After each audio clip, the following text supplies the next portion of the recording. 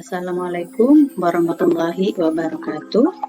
Saya Eka Kurniasi, mahasiswa Teknologi Pendidikan Pascasarjana Universitas Ibnu Khaldun. Pada saat ini, saya ingin menyampaikan tentang interaksi antara pembelajaran dan pengembangan untuk mata kuliah Desain Pembelajaran yang diampu oleh dosen Dr. M. Givi F. Givia, M.Com. Interaksi antara pembelajaran dan pengembangan merupakan kebutuhan yang perlu dianalisis psikologis dalam pengajarannya, terutama perlunya kejelasan teoritis dalam penerapannya terhadap teori perkembangan anak untuk proses pendidikan. Apakah konsep relasinya? Konsep relasi antara perkembangan dan pembelajaran pada anak dibagi menjadi 3 posisi teoritis utama. 1.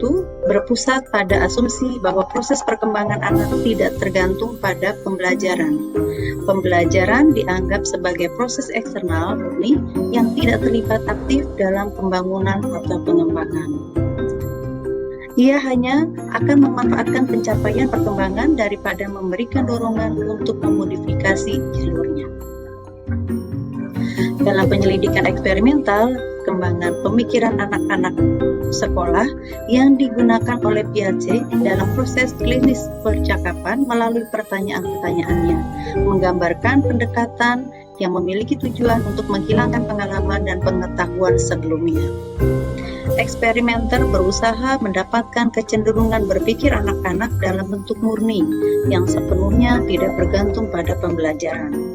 Pendekatan ini didasarkan pada premis bahwa jejak pembelajaran di belakang perkembangan, bahwa pengembangan selalu melebihi pembelajaran.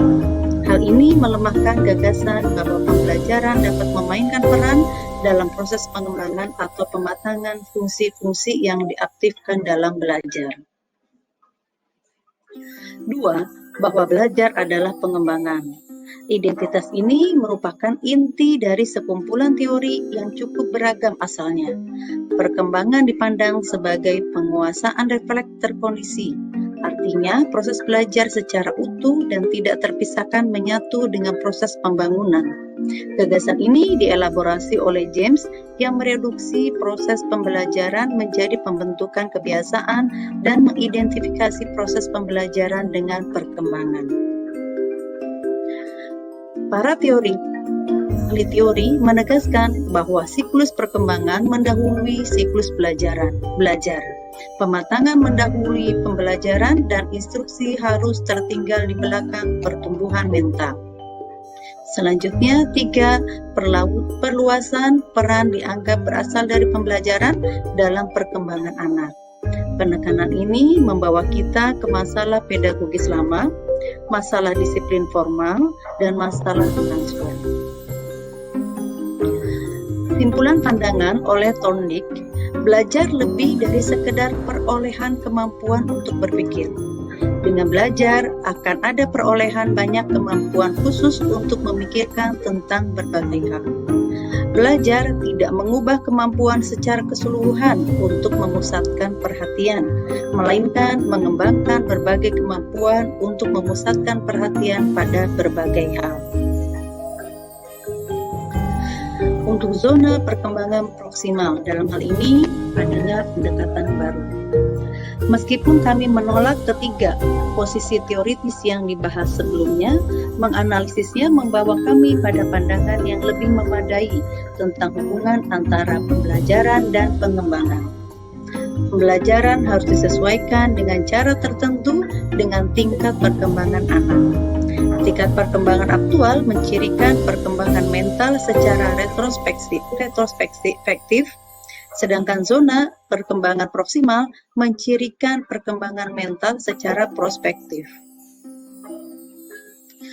Zona perkembangan proksimal mendefinisikan fungsi-fungsi yang belum matang, tetapi dalam proses pematangan.